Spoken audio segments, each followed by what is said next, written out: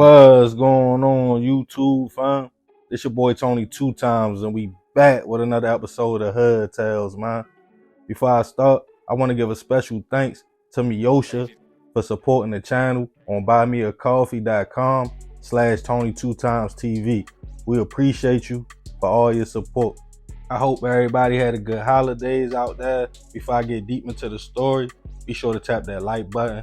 For the day one fam, y'all already know it's all love. Thanks for tuning back into another episode. If you're new to the channel and you feeling the content, feel free to subscribe. Definitely hit that notification bell so you can be notified every time we drop a new video. Let's get right into the story. In life, everyone moves and carries themselves in different ways. You have people that are friendly, kind, they care for others, and are extroverts. They don't mind conversating with everyone or extending a helping hand when they can. Then you have others who stay to themselves. Probably don't have a lot of friends. You never really see them on the scene or rocking with nobody. They just handle their everyday business and hit the crib. A lot of these personality traits comes from life experiences.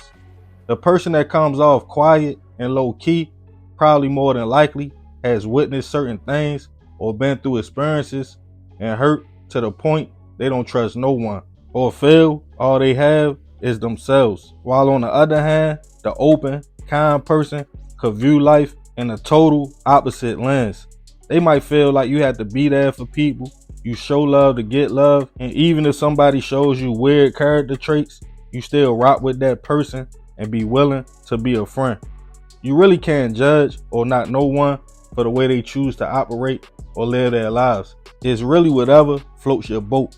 But in certain cases, it makes sense not to be so trusting, as everybody doesn't have good intentions. While the quiet introvert might know that and stay out the way, the helpful person that doesn't mind looking out for everybody might find themselves in a lot of tricky situations, because every smiling face isn't your friend, and even trying to help, if it's the wrong person, can come with consequences.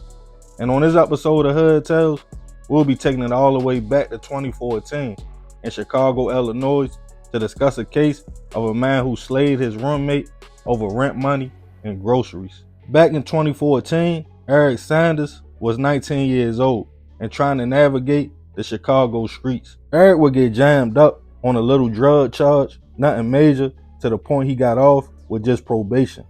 But he would violate and had to serve some time, almost 3 years. After being released, the young man needed a place to stay.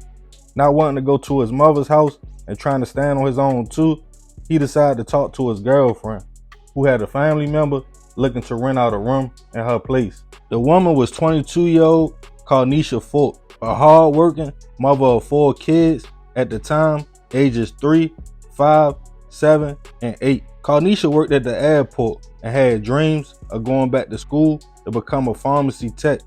The young lady was said to have a good heart and didn't mind helping friends and family.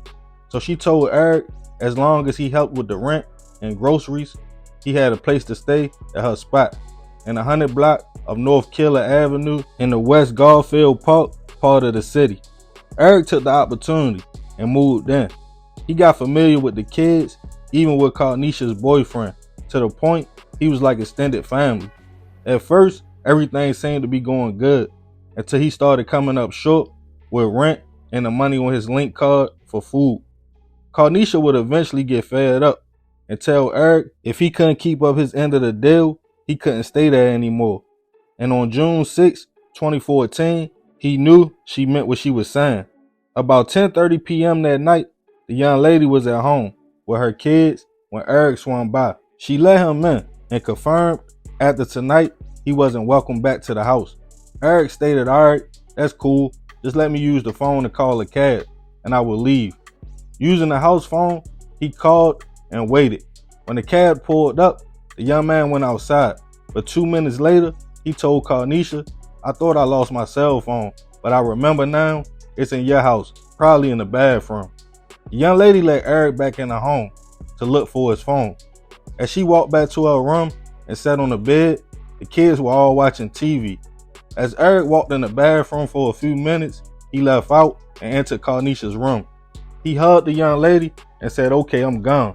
but seconds later, shots went off and struck the young lady in the chest. Eric then ran out the house, jumped in the still waiting cab, and left the scene. Back at the house, Carnisha's oldest called the neighbor and stated Eric shot mommy. They then called CPD, who responded to the home to find Carnisha suffering from a gunshot wound. She was rushed to a local hospital, where unfortunately, she wouldn't survive her injuries. CPD quickly got the name of the suspect, as everyone knew Carnisha and Eric had been beefing over rent money for a minute. One of the kids said he heard a pop and heard his mother say, "Eric, no, what about my kids?" before he smiled at one of them and then ran out the house. Eric, now on the run, called his mother and a few friends. He told them he messed up bad. He gave his mother his location and she picked him up. He stated he needed to get low and go to Indiana because he just killed his roommate. While in the car, Eric got a call. It was police stating they had some questions for him in regards to Carnisha. He panicked and told his mother to stop the car because he didn't want to go back to jail, and he felt CPD was tracking him. Eric then threw his phone, took his mother's phone and $40, jumped out the whip and ran to a nearby gas station. A few days after the incident, detectives got word Eric had made it to Indiana. He would be picked up and extradited back to Chicago on first-degree hit charges and weapon violations. As the case made its way to trial, the state had a few witnesses who stated Carnisha was trying to help Eric, but he was taking advantage of the young lady, taking her kindness for weakness. She would call and vent to friends and family until she finally got tired and put him out. The main witness was her oldest child, who stated Eric always had a weird vibe, and he watched as the man hugged his mother before shooting her and smiling at him before running out. Eventually, Eric was found guilty of all charges and was sentenced to 60 years. He filed an appeal a few years later, but the sentence was upheld. Rest in peace to Carnisha. I send my deepest prayers and condolences to her family, especially her kids who had to witness all of this. At first, I was a little bit confused, thinking if she had a boyfriend, why was Eric even living at the house? But as a mother of 4 who probably needed help financially and had extra space, she probably thought it would be a good idea. Plus, Eric was in a relationship with one of her peoples. Thinking she was giving out a helping hand, Carnisha saw him as no threat. I know some people feel like they only get their blessings by helping others and looking out for people. But some people you just can't do that with. Eric took this young lady's life because, in my opinion, his ego was hurt that she confronted him and put him out because he was trying to finesse and get over. If Carnisha would have said, "Nah, bro, you can't stay here with me and my kids. I don't know you like that," she probably would still be here. Sometimes we gotta use our discernment, weigh out every option in a situation and outcome, good and bad. People hate the fact they can't use you. When you are a good person, they feel you're supposed to look out. But in the end, the person helping usually always gets the short end of the stick. So remember, we gotta succeed, not to fail, so we won't be just another hood tale. Yeah, man, crazy story.